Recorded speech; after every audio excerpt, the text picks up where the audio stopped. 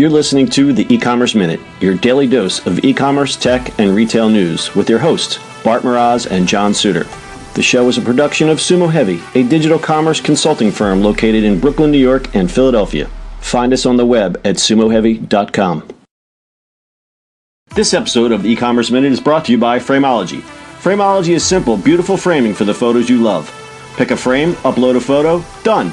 Free shipping on orders over $50. Start shopping at Frameology.com. And E-Commerce Minute podcast listeners get 10% off at checkout with the code PODCAST. Frameology. Simple, beautiful framing for the photos you love.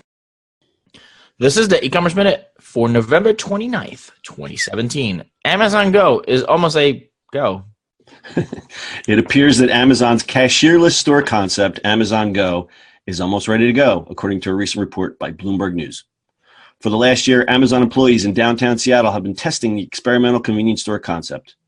If you're not familiar with the Go concept, the ambitious idea is that consumers can enter the store, make selections, and exit the store without standing in line or interacting with salespersons or cashiers. Here's how it works. Upon entering the Go store, shoppers scan their smartphones.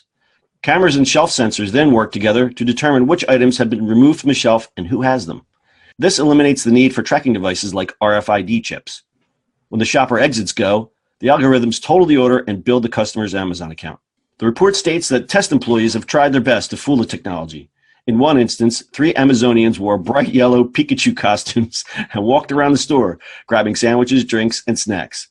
The algorithms still figured it out, according to a person familiar with the situation. The employees were correctly identified and their accounts charged for the merchandise, even though they were hidden under a veil of yellow polyester. The store concept was unveiled last December and was expected to launch this year, but ran into some technical issues and postponed the launch. However, it's been reported that teams working on the project have recently switched from engineers and research scientists perfecting the platform to the construction managers and marketers who would build and promote the stores to consumers. It's almost a reality. I want to walk in with Pikachu costume. Try doing that at your local 7-Eleven. Stop and save. That'd be fun. I don't think it would go as well if you did that. No, not at all. Hey, this is actually really, really exciting. I kind of like it. I don't know. You like it because you're all into that contactless payment. Like you, totally. I'm walking through. I'm not touching nothing. I'm grabbing. I'm Mr. Grab and Go.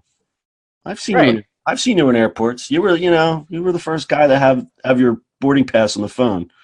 That's right. I didn't screw around, dude. Even the flight attendants didn't know what it was. Yeah, I didn't give two shits, dude. I was like, let's go. They were like, yeah, that's easy. Can I have your boarding pass? And you're like this. Here. Hey, my business partner still prints a train ticket every time. And its own weird. I mean, listen, I know what he does, but like why he does it, but it's like, come on. Anyway, I like it. I don't. So the problem is, I think, is like, well, first of all, when you go shopping, do you actually look for people to tell you where stuff is? I mean, you just go shopping. Depends on the store, but 99.999% no. Right, and you just want to get out. So in reality, this just saves you being in line. Yeah. No, okay. I think for convenience store, this is spot on. I think it makes total sense. It's really cool how this works.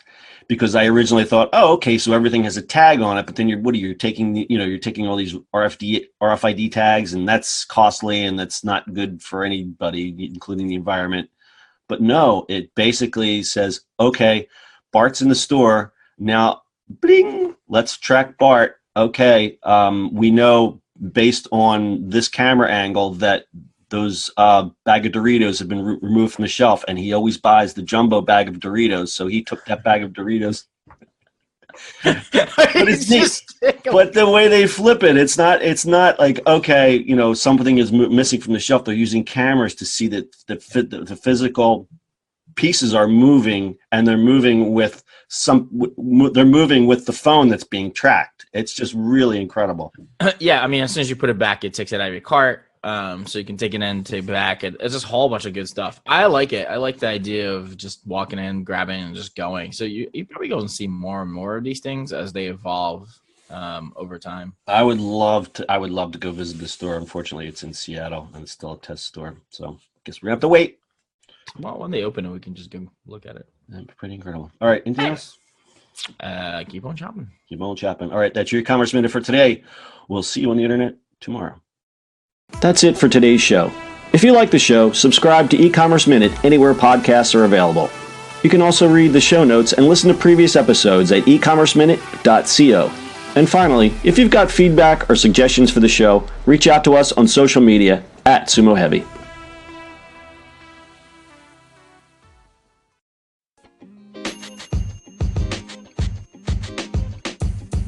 The podcast you just heard was recorded with Anchor. If you want to make your own, download the Android or iOS app completely free from anchor.fm/podcast. That's anchor.fm/podcast.